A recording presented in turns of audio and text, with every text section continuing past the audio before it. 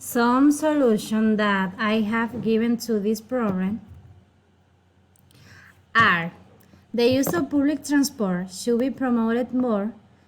so that in this way the so much density that exists of private vehicles can be reduced. Another solution is to promote more the use of bicycles, since in addition to reducing the frequent use of private transport,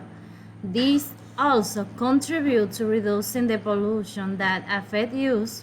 due to the excessive use of so many vehicles on the street. Another one is to snack allow that issues a specific schedule for the work hour, and that after the agreed time has expired, there are some there are no public and private vehicles hovering around the street.